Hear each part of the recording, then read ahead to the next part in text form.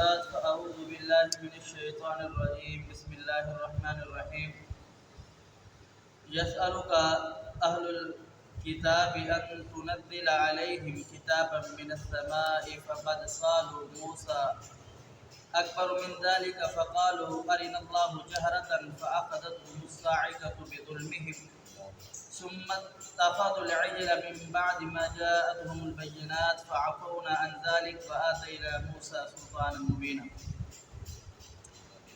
یسألک اے نبی، یہ آپ سے سوال کرتے ہیں یہود یعنی اہل الکتابی اہل کتاب ان تنزلہ کہ تو ان پر نازل کر یا اتار علیہم ان پر کتاب من السماء آسمان سے کتاب جس کو یہ اترتا ہوا دیکھے.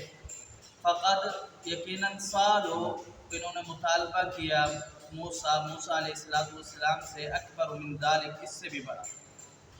فقالو تو انہوں نے کہا ارنا اللہ جہرتاً کہ ہمیں کھلم کھلا اللہ رب العالمین کو دکھا. فأخذتهم الصاعقة بظلمهم تو جب یہ اللہ رب العالمین کو دیکھنے گئے تو ان کو بجلی نے ان کے ظلم کی وجہ سے پکڑ لیا. ثم اتخذوا العجل من بعد ما جاءتهم البينات پھر انہوں نے بچڑے کو اپنا معبود بنا لیا.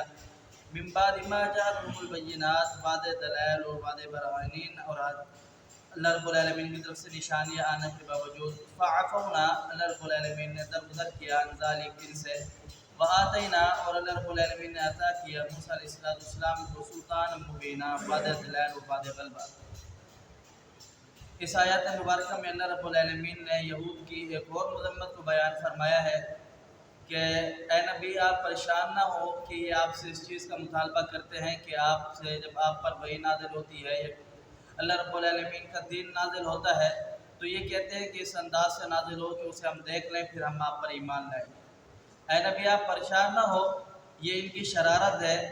اس سے بڑا مطالبہ انہوں نے جناب موسیٰ علیہ السلام پر کیا تھا، ان سے کیا تھا کہ ہمیں کلم کلا اللہ رب العالمین کا دیدار کروا.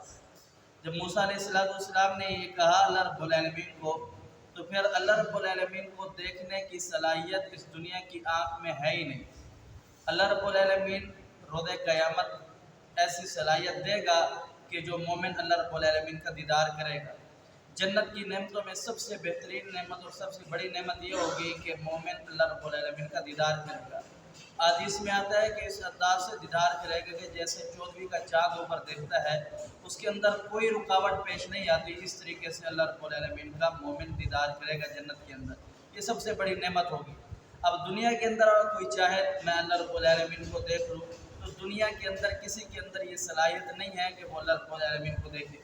جنت کی جو حوریں ہیں اگر اس حوروں کی بات کی جائے، وہ حوریں جن کے اندر اللہ رب العالمین نے اتنا نور رکھا ہے کہ وہ اس ایک حور اگر دنیا کے اندر اپنا پر ہلا دے تو پوری دنیا اس نور سے جل جائے.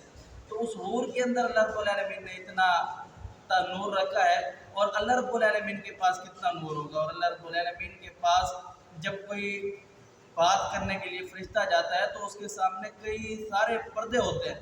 اس پردوں کے ساتھ فرشتہ اس سے ہم کلام ہوتا ہے جو جبرائیل علیہ السلام اللہ رب العالمین سے وحی لے کر کے آتے تھے اور محمد کریم صلی اللہ علیہ وسلم کو بتاتے تھے. کہنے کا مطلب یہ ہے کہ اللہ رب العالمین کو دیکھنے کی صلاحیت نہیں ہے. اب یہ ایسا مطالبہ کر رہے تھے کہ جو مطالبہ بے بنیاد ہو، جو پورا کیا ہی نہ جا سکتا ہو، کہ ہم پھر آپ پر ایمان لے کر کے آئیں گے. تو محمد کریم صلی اللہ علیہ وسلم کو اللہ رب العالمین نے دلاسا دیا کہ آپ پریشان نہ ہو کہ یہ آپ سے یہ کہتے ہیں کہ آپ پر یہ بعد کتاب نازل ہوتی ہوئی ہم دیکھیں تو پھر ہم ایمان لے کر کے آئیں گے. تو یہ ایمان لے کر کے آنے والے نہیں ہیں، آپ پریشان نہ ہو.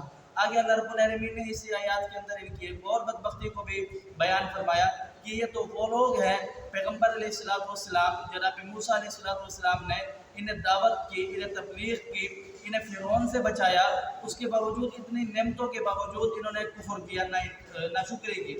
وہ ایسے کہ پیغمبر موسیٰ علیہ السلام اللہ رب العالمین کے پاس ملاقات کے لیے گئے، کچھ دن نہیں آئے. حدیث مبارکہ میں اور قرآن پاک میں 40 دن کا آتا ہے کہ 40 راتیں پیغمبر موسیٰ علیہ السلام اللہ رب العالمین کے پاس رہے اور پیچھے سے قوم نے بچڑے کی عبادت شروع کر دی.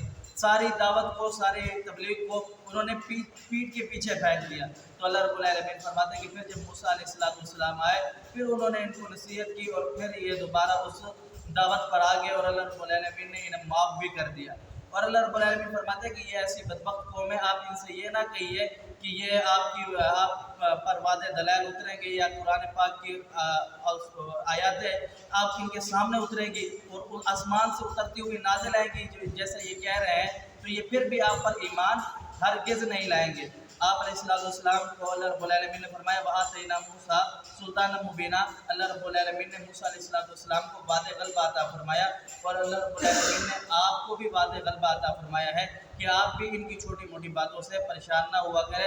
آپ کی جو دعوت اور تبلیغ کا کام ہے، بلغوا عنی ولو آیا، آپ کے پاس جو آتا ہے آپ اسے پہنچا دیں، باقی اللہ رب العالمین نے مواخذہ کرنا ہے۔ اللہ سمجھنے عمل کی توفیق دے، قول کو لہٰذا جو ذالک ولکم الاسلام۔